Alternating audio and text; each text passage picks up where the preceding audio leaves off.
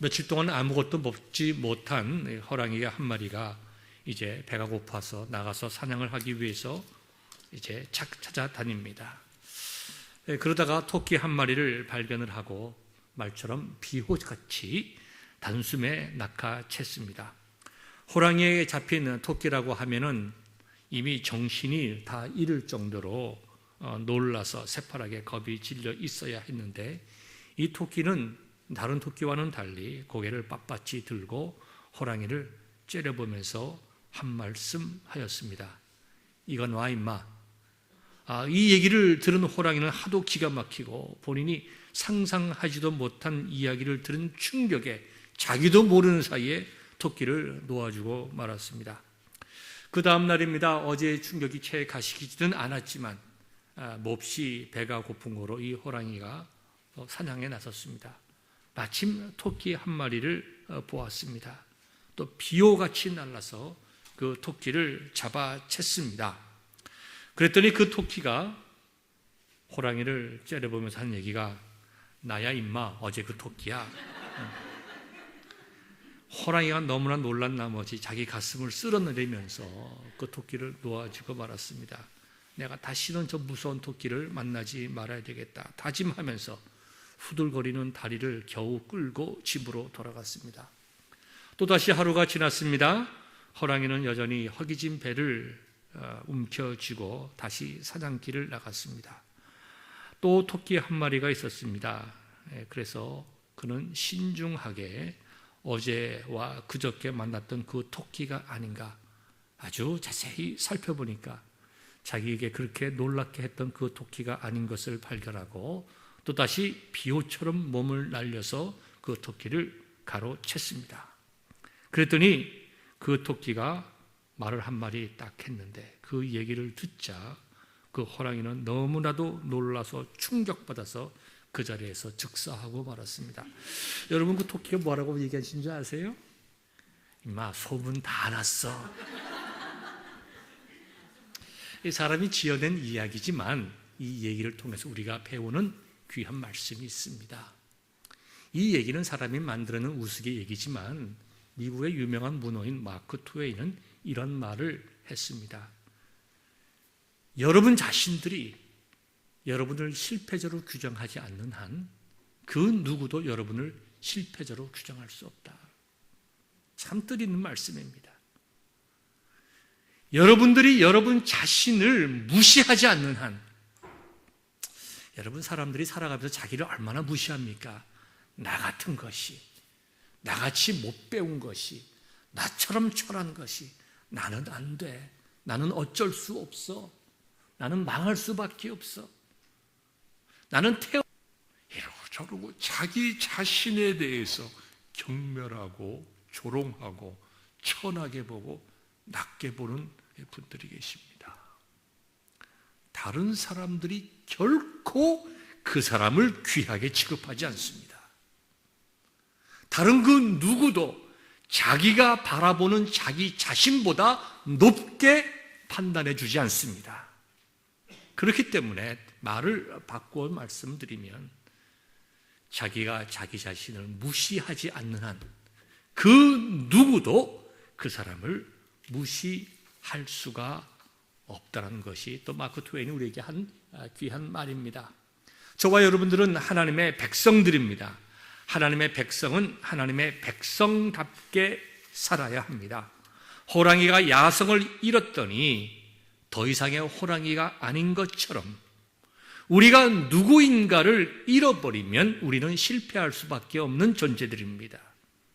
비록 작은 토끼였지만 놀라지 아니하고 담대하게 이건 와 임마 했더니 호랑이가 놀라서 도망가는 것처럼 우리 주위에 많은 어려움과 환난과 역경이 있다 하더라도 내가 누구인지 알아, 하나님의 자녀인 줄 알아, 믿음의 사람인 줄 알아, 나에게는 승리가 보장되어 있는 것을 알아서 담대하게 세상을 바라보게 되면 승리할 줄 믿습니다. 저와 여러분들은 실패하는 분들이 아니라 승리하여 하나님께 영광을 돌리는 믿음의 성도들 되시기를 주의 이름으로 축원합니다. 사도 바울은 갈라디아서 2장 20절의 말씀을 통해서 이렇게 아름다운 고백을 하였습니다.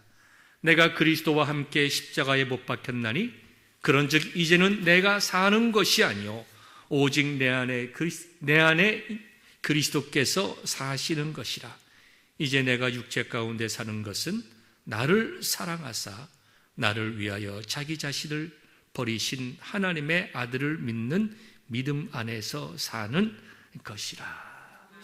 이 말씀처럼, 이 갈라디아 2장 20절에 있는 말씀처럼 우리가 누구인가에 대해서 이렇게 아름답게 시적으로 표현한 성구를 우리가 발견하기가 힘듭니다. 그래서 내가 그리스도와 함께라는 찬양곡도 있잖아요. 내가 그리스도와 함께 십자가에 못 박혔나니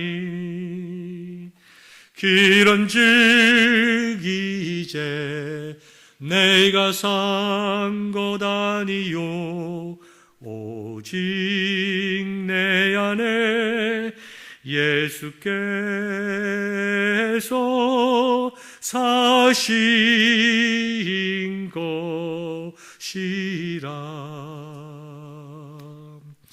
이제 내가 육체 가운데 사는 것은 나를 사랑하사 자기 몸 버리신 예수 위에 산 것이라. 저와 여러분들은 노바디가 아니에요. 저와 여러분들은 실패자가 아닙니다. 저와 여러분들은 예수 그리스도의 십자가의 보혈로 하나님의 자녀가 된 위대하고 거룩한 성도임을 기억하여야 할 것입니다. 사도 바울은 이 갈라디아서의 말씀을 통해서 우리는 그리스도와 함께 십자가에 못 박힌 자들이다. 우리의 죄가 예수님께서 십자가에 못 박혀 돌아가셨을 때에 우리의 모든 죄도 함께 못 박혀 예수 그리스도의 보혈의 은총으로 새롭게 된 성도들이라는 것입니다. 하나님의 자녀들이요, 우리의 몸이 성전이 되고 우리가 그리스도와 연합된 완전한 새로운 피조물이 되었습니다. 그래서 새로운 피조물의 삶이라고 하는 것은 피조물이 살아가는 것이 아니라 우리를 새롭게 하신 예수님께서 인도하시는 대로 살아가는 자들이에요. 우리는 그리스도와 연합된 성도들입니다. 그래서 주님께서는 우리를 인도하세요. 승리의 길로 인도하시고 끝까지 인도하시고 어떠한 경우라도 우리를 버리지 아니하시고 하나님의 나라 천국으로 인도하십니다. 우리 신앙의 핵심이에요. 여러분, 실패자가 될 수가 있습니까? 예수님 믿는 자는 결코 인생의 실패자가 될 수가 없습니다. 왜냐하면 우리는 이미 하나님의 자녀요 예수 그리스도와 연합한 성도이기 때문입니다. 그래서 우리는 담대해야 돼요. 내가 누구인지를 알아야 돼요. 호랑이가 나를 이렇게 덤벼든다 하더라도 야 임마, 담대하게 얘기하는 토끼와 같이 세상 사람들은 우리를 연약하게 보고 우리를 가볍게 보고 우리를 비록 우습게 본다 하더라도 우리는 그들이 무엇이라고 하든 하나님의 말씀이 나에 대해서 무엇이라고 증거하는 것에 대해서 우리의 마음의 무게중심을 내려야 하는 것입니다. 그리고 이 이어진 말씀처럼 우리가 천국 가는 이 삶들, 우리를 천국으로 인도하시는 예수 그리스도에 대한 은혜에 대한 믿음을 가지고 우리를 향한 하나님의 사랑을 가지고 살아가는 것이 저와 여러분들이 살아가는 삶의 길이 되는 것입니다. 그러므로 우리 그리스도인들은 내가 누구인가 확실하게 깨달을 때에 우리는 승리와 믿음의 삶을 살아갈 수가 있습니다. 오늘 본문의 말씀 역대상 11장 1절부터 9절까지의 말씀은 예루살렘을 정복하는 다윗에 관한 이야기로 기록이 되어 있습니다. 원래 여부스 민족은 하나님께서 가나안 땅을 정복할 때에 반드시 정복해야 할 그런 이방 민족으로서 하나님께서 정해 주셨지만 이스라엘 백성들이 정복하지 못하고 약 400년 동안 서로 그 땅에서 같이 살고 있었습니다. 그리고 이들이 살았던 그 땅 여부스 성이라고 하는 것이 곧 지금의 예루살렘입니다. 여부스 사람 자신들도 강했지만 그들이 진을 치고 살았던 여부스 성, 지금의 예루살렘이 너무 강해서 감히 그 누구도 거기를 정복하지를 못했습니다. 여호수아도 정복하지 못하고 베냐민 지파도 정복하지 못하고 아주 그들이 견고한 성에 살았습니다. 우리도 언젠가 교회에서 성지 순례를 한번 갔으면 하는 마음이 있는데요. 여러분들이 예루살렘을 가보면 지형학적으로 얼마나 견고한지를 여러분들이 알 수가 있습니다. 제가 서 있는 곳이 이 강대상이 예루살렘 성이라고 하면 이렇게 뒤쪽으로 산이 이렇게 있습니다. 산이 이렇게 감싸고 있어요. 높은 산이, 가파른 산이 감싸고 있습니다. 그래서 쉽게 이 산을 넘어서 예루살렘 성을 쳐들어오지 못하게 돼 있어요. 그리고 그 적군이 그 산을 넘었다 하더라도 다시 깊은 계곡이 있고 이렇게 올라와서 예루살렘 성전이 있습니다. 예루살렘 성이 있기 때문에 예루살렘에서는 산을 넘어온 적들을 위에서 내려다보면서 공격할 수 있는 그런 지형학적으로 굉장히 좋은 요새입니다. 그 다음에 이 앞에는 완전히 터져 있어요. 빛이 쫙 내려다 보입니다. 적군들이 그대로 보여요. 정말 천혜의 요새가 예루살렘 성입니다. 그 천혜의 요새에 강력한 여부스 사람이 사니까 이스라엘 백성들이 거기를 정복하지 못하고 400년 동안 그 주위에 함께 살았는데 이제 오늘 본문의 말씀대로 다윗이 이스라엘의 왕으로 기름 부음을 받고 그 다음에 여부스 성을 공격을 해서 정복하고 이제 다윗이 살았기 때문에 다윗성으로라도 불리고 지금의 예루살렘 성, 또 앞으로는 거기다 성전을 세우는 그러한 국가의 수도를 만드는 장면이 여기 나옵니다. 여기 보면은 가장 중요한 본문의 그 키워드가 두 가지가 있는데요. 첫 번째는 3절에 있는 말씀입니다.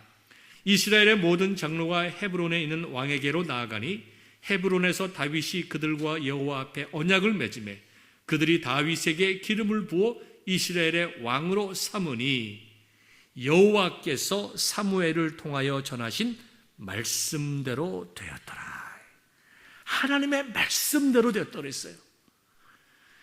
인간이 생각하기에 우여곡절이 있었지만 다윗의 인생을 받아도 정말 영광스러운 때로부터 비참한 때로부터 하나님의 정말 축복과 놀라운 은혜를 받은 때로부터 아니면 크게 범죄한 때도 있었고 여러 가지 인간이 볼 때에 우여곡절이 있었지만 그 모든 것이 그 다윗을 향한 하나님의 말씀 가운데 말씀으로 이루어졌다는 거예요. 저와 여러분들이 살아가면서도 우여곡절이 많이 있습니다. 우여곡절이 없는 분들은 아마 여기에 한 분도 없을 거예요. 오래 사시면 오래 살수록 인생에 우여곡절이 많습니다.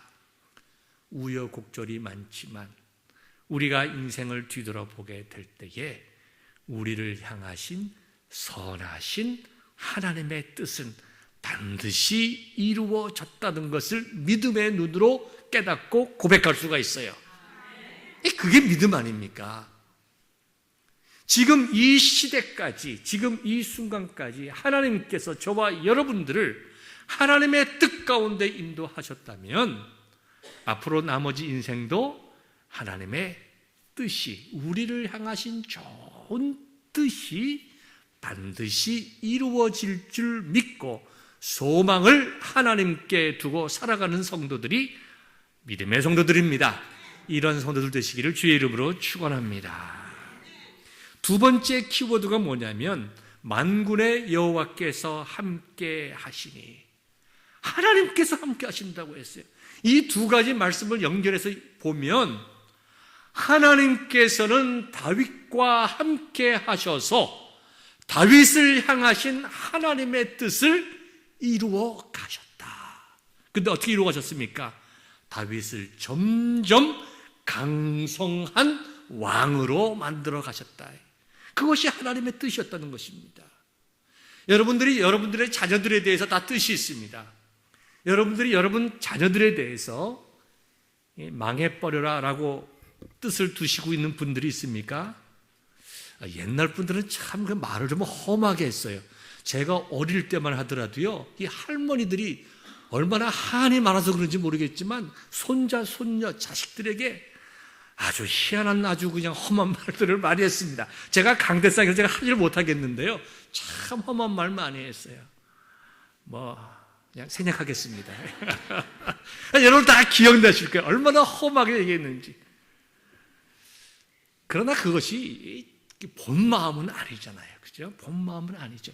누구도 자기의 자녀들이, 자기의 손자, 손녀들이 이 땅에서 잘 되기를 바라는 것이 부모의 마음입니다.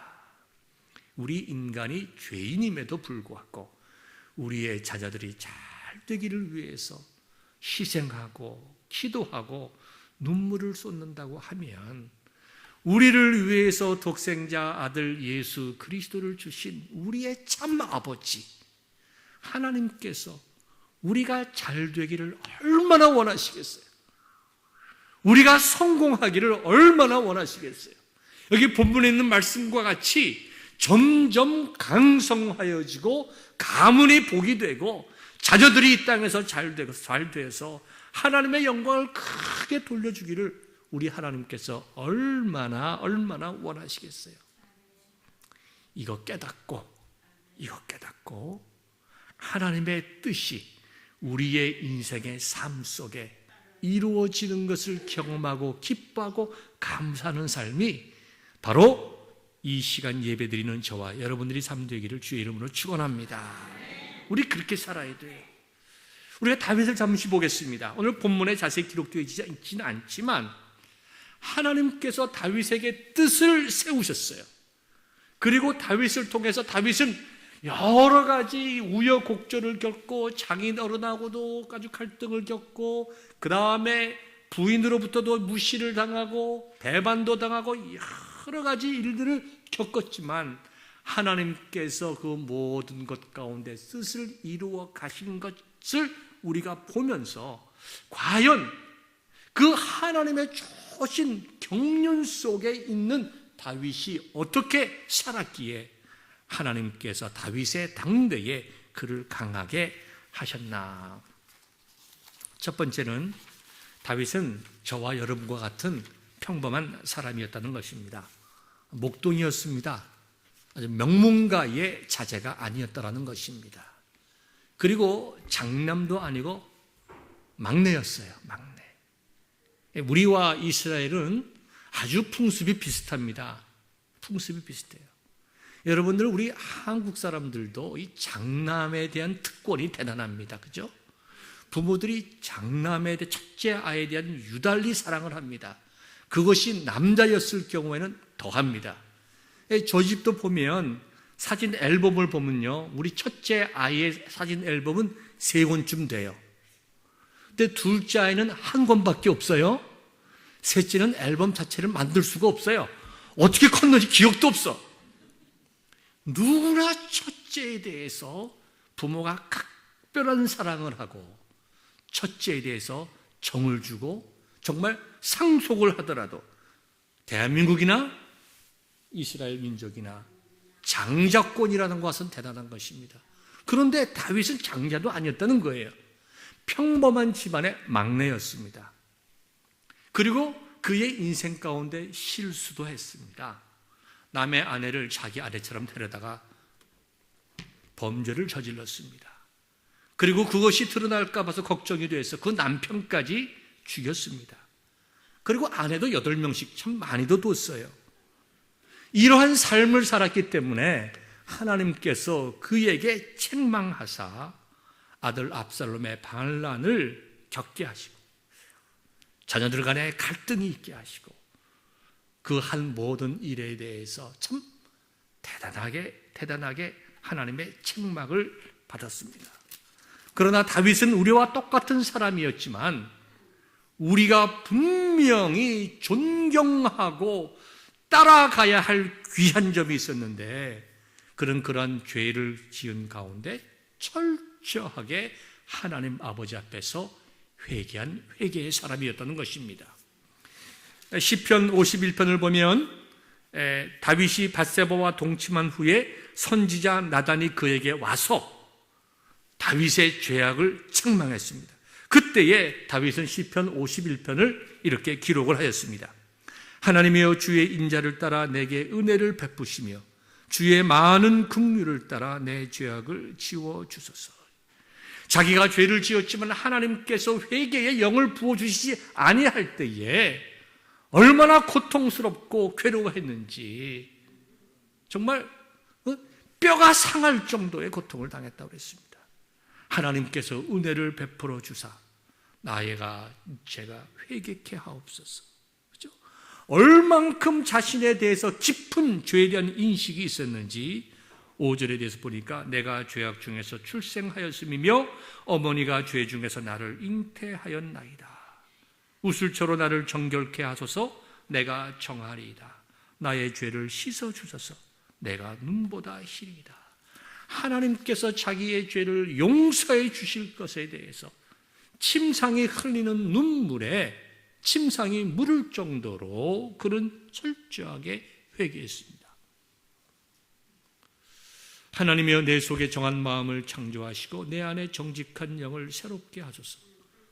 나를 주 앞에서 쫓아내지 마시며 주의 성령을 내게서 거두지 마소서. 주의 구원의 즐거움을 내게 회복시켜 주시고 자원하는 심령을 주사 나를 붙드소서.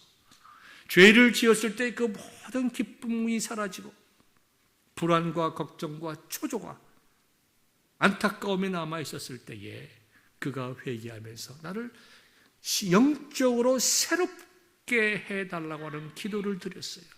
그래서 다윗은 우리와 비슷한 사람이고 우리가 짓지 아니한 그런 실질적인 사람을 죽이는 일까지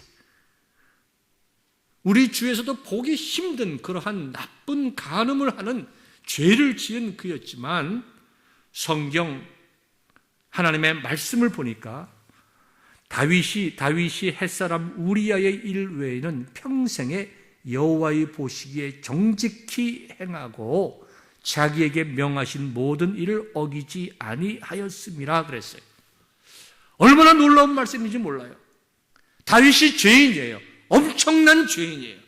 우리와 동일한 그러한 죄인이지만 그런데 하나님의 말씀에 철저하게 순종한 믿음의 사람이었다는 것입니다. 복받는 비결이 여기 있어요. 열왕기하 18장 3절에도 다윗의 모든 행위가 여호와의 보시기에 정직했다고 했습니다.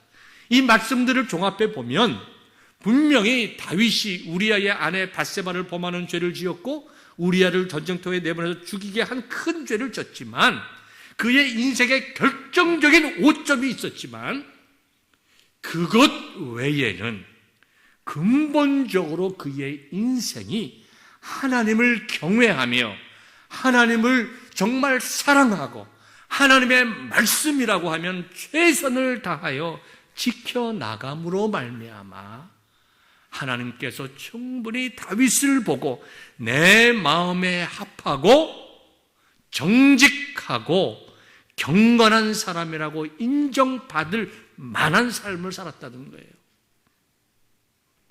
우리에게 참 이게 위로가 되는 말씀 아닙니까? 저와 여러분들의 인생을 보면 흠없는 사람이 어디 있겠어요? 여러분 흠없으신 분이 있으세요? 나는 흠없이 살았다. 나는 하나님과 사람 앞에서 이만하면 떳떳하게 잘 살았다. 병원사님 손 드시겠어요?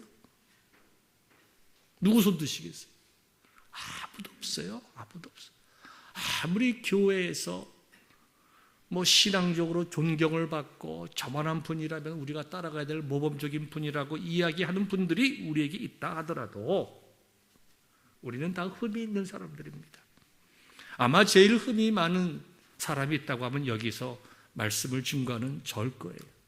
말씀을 가르치고 말씀을 전문적으로 배웠고 말씀에 대해서 누구보다도 사랑한다고 하는 자이기 때문에 하나님 보시기에 더 크게 물으실 것이 명확하기 때문입니다. 저와 여러분들은 흠이 많은 존재들이지만 우리의 인생 속에서 실수도 하고 실패도 했지만 우리는 여전히 하나님으로부터 하나님의 마음에 합한 자라고 인정받을 수 있는 기회가 우리에게 있다는 사실. 이게 얼마나 놀라운 은혜요, 소망이요, 축복입니까? 다윗이 흥왕한 것은 만군의 여호와께서 다윗과 함께 하셔서 다윗을 흥왕케 하신 것은 다윗이 조금도 잘못이 없고 죄가 없는 온전한 사람인 것이 아니라 그는 자기의 죄 가운데 철저하게 회개하고 다시는 그와 같은 죄를 반복하지 아니하고 매사에 하나님의 말씀에 순종하여 살았기 때문에 하나님께서 그를 복주셔서 왕성케 하실 줄 믿습니다. 우리들은 사울을 봅시다. 사울과 다윗을 우리가 종종 비교하게 됩니다. 사울은 이스라엘 백성들이 하나님의 뜻에 반하여 자기들 마음대로 세운 이스라엘의 왕입니다. 하나님께서 기뻐하지 않으셨어요. 하나님께서 역시 기뻐하지 아니하고 고통을 고민하는 사무엘이 저들이 너의 말을 안 듣는 것이 아니라 내 말을 안 듣는 것이다. 너를 거역하던 것이 아니라 나를 거역하던 것이라고 말씀하셨어요. 우리에게 왕이 없으니 이스라엘의 왕이 누굽니까? 누구십니까? 하나님이세요. 하나님을 보지 못하고 그들이 믿음에서 떠난 자들이죠. 하나님을 보지 못하고 세상 사람들이 세우는 세상의 문화와 여러 가지 제도들을 바라보고 신정 정치를 원치 않고 사람의 정치를 원할 때에 하나님께서 사람이 보기에 합당하게 세운 왕이 어떠한 왕인가를 보여주시고 깨닫게 하시기 위해서 하나님께서 허락하신 왕이 사울입니다. 사울은 등치가 컸어요. 키가 컸습니다. 누가 보더라도 흠모할 만했어요. 거기다가 인간적으로 볼 때 겸손하기까지 했어요. 왕을 세우려고 했을 때에 그는 행구지침으로 말하면 뭡니까? 짐가방 뒤로 숨었다고 했습니다. 사람이 보기에 멋지고 그럴듯하고 이분이 우리 왕이라고 자랑할 만하고 거기다가 인품과 덕이 있다고 생각한 사울 왕이었지만 그의 심장은 하나님의 말씀에 순종하는 자가 아니었어요. 하나님의 말씀에 순종하는 자가 아니었습니다. 하나님께서는 아멜렉 사람을 쳐서 모든 소유를 남기지 말고 진멸하라고 했습니다. 심지어 남녀 어린 아이에 이르고 그다음에 약대와 나귀까지 다 진멸하라고 그랬어요. 하나님께서 그쪽 악한 문화에 대해서 탐하지 말고 완전히 멸함으로 너희를 세상의 문화와 구별하여 거룩하게 하라는 것입니다. 그런데 사울은 그 말씀에 순종하지 않았습니다. 순종하지 아니하고 나쁜 것은 죽였어요. 하나님 앞에서 나쁘고 쓸모없는 것들은 죽여버리고 기름지고 좋은 것들, 그 좋은 것을 남겼어요. 하나님 말에 순종하지 않았어요. 사무엘이 그에게 책망합니다. 그에게 책망하니까 뭐라고 얘기하냐면 내가 하나님께 좋은 것으로 제사를 드리기 위해서 죽이지 않았다. 그 말씀을 그렇게 얘기할 때에 사무엘이 뭐라고 말씀하셨어요? 제사가 순종이 제사보다 나은 줄 왕이 모르십니까? 하나님의 말씀에 순종하지 아니하는 형식적인 제사가 하나님께서 받으시겠습니까? 하나님께서는 왕을 버려 더 이상 이스라엘의 왕이 되지 못하게 하셨습니다. 이렇게 하나님의 말씀에 집중하여 그 말씀을 붙들고 살아가지 못했던 사울임에 반하여 다윗은요, 참 이상하리만큼 하나님의 말씀에 순종했어요. 많은 사람들은 사울을 아주 초기에는 겸손해서 사람들이 왕으로 세우려고 할 때 도망갈 정도로 겸손했지만 후에 그가 교만하여졌다. 인간적인 면에서 보게 되면 이해가 됩니다. 그러나 우리가 다윗을 보세요. 다윗은 사무엘이 집에도 없었습니다. 들에 나가 있던 다윗을 불러왔어요. 그리고 다윗에게 기름을 부을 때 다윗이 어떻게 했습니까? 하나님께서 사무엘을 통하여 자신에게 하는 줄 알고 순종했어요. 나 같은 사람이 어떻게 왕이 됩니까? 그러지 않았다는 거예요.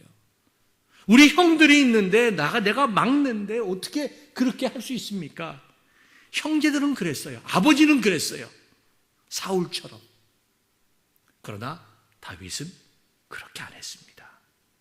자기가 자기 자신을 볼 때에 볼품이 없고 우리 집에도 형들도 많이 있고 내가 막내고 배운 것도 없고 하지만 하나님의 사람이 와서 하나님의 말씀을 대언하고 나에게 기름을 부으려고 할 때에 그 말씀에 순종했다는 거예요. 어떻게 하나님의 말씀에 대한 순종이 인간의 겸손과 비교될 수 있어요?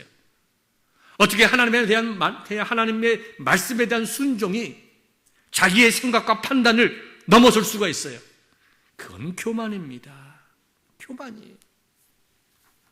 다윗은 말씀에 온전히 순종함으로 만군의 하나님께서 그와 함께 하셔서 복 주신 것처럼 여러분들도 하나님의 말씀에 온전히 순종하심으로 복받는 성도 되시기를 바랍니다. 세 번째로는 하나님을 믿고 의지하는 그 믿음이 남달랐습니다. 여러분, 우리가 어디서 볼 수 있습니까? 많은 이해가 있겠지만 특별히 블레셋 군대의 장군 골리앗과의 싸움에서 볼 수가 있습니다. 사무엘상 17장 45절부터 51절의 말씀을 보면 블레셋 사람과 싸우는 장면이 있는데요, 다윗이 이렇게 얘기를 합니다. 너는 칼과 창과 단창으로 내게 나아오거니와 나는 만군의 여호와의 이름 곧 내가 모욕하는 이스라엘 군대의 하나님의 이름으로 내가 나아가노라.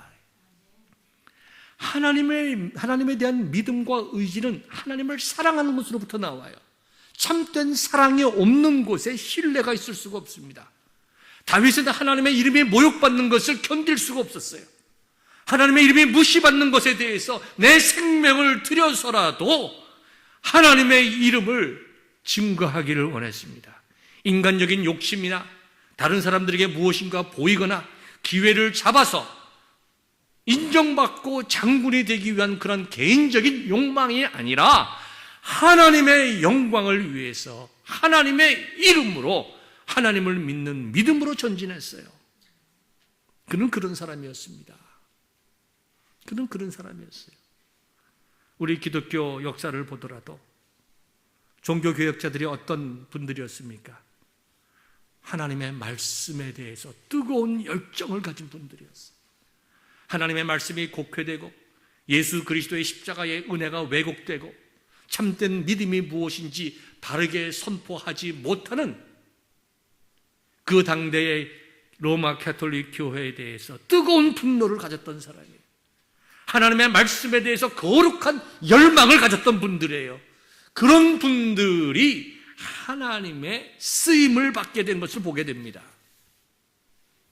만군의 하나님께서 그들과 함께 하심에 하나님께서 종교개혁을 이루신 것처럼 하나님을 믿고 의지하고 그 이름을 위해서 열심을 내어서 헌신할 때에 만군의 하나님께서 다윗과 함께하여 강성해진 것처럼 여러분들도 주님 사랑하고 의지하고 복음을 위하여 투철한 헌신이 있으심으로 말미암아 놀라운 하나님의 은총을 경험할 수 있기를 바랍니다.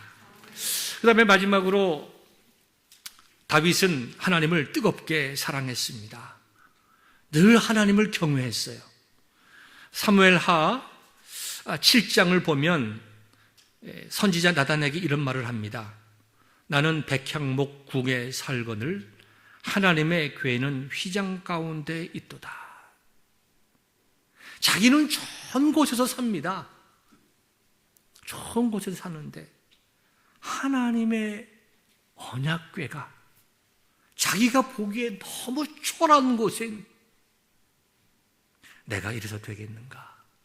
내가 나의 삶은 풍요롭게 하면서 내가 하나님의 거룩하심에 대해서 내가 잘 깨닫지 못했다. 그는 하나님을 사랑했기에 하나님이 계신 곳을 사랑했어요. 하나님을 대한 뜨겁군 사랑이 있었기에 하나님의 거룩한 계에 대한 모든 것들을 사랑했어요. 자기가 누리는 집보다, 자기가 살아가고 있는 그 어떤 그것보다도 더 사랑했어요. 여러분, 오늘 본문의 말씀을 기억합시다. 하나님 아버지를 뜨겁게 사랑할 때에 하나님께서 복을 주셨어요.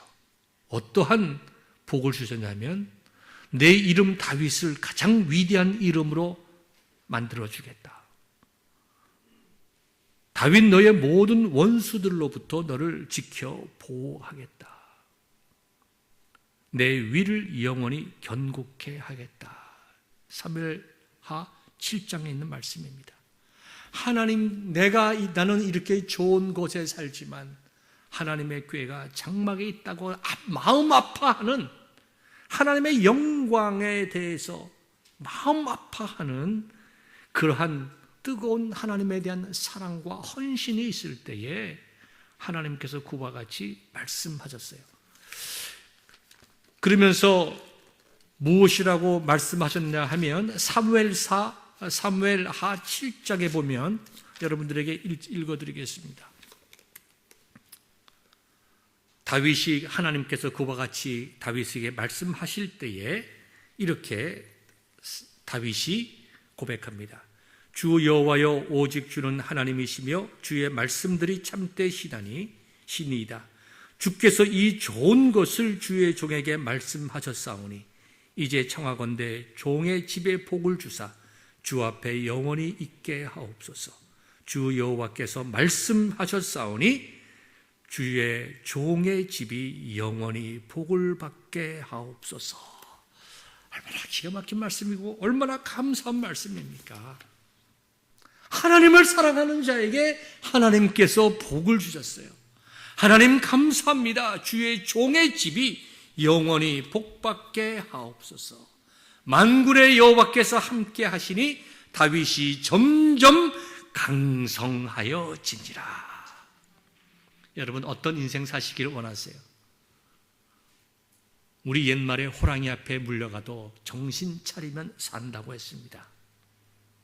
우리의 환경이 어려워도, 우리에게 영적으로 육체적으로 여러 가지 어려움이 우리 앞에 있다 하더라도 내가 누구인지 똑바로 깨닫고 우리 인생 결코 실패함이 없으며 우리의 인생 하나님께서 승리하게 하실 줄 믿음으로 고백하고 소망을 가지고 잘못된 것이 있을 때에 즉시 진실된 마음으로 회개하고 하나님의 말씀에 순종하고 하나님을 믿는 믿음으로 뜨겁게 주님 사랑한다고 하면 만군의 여호와께서 여러분들과 함께 하시고 여러분의 가정과 산업과 가문 위에 남다른 하나님의 복이 임할 것이라고 하는 것이 약속된 말씀의 증거입니다.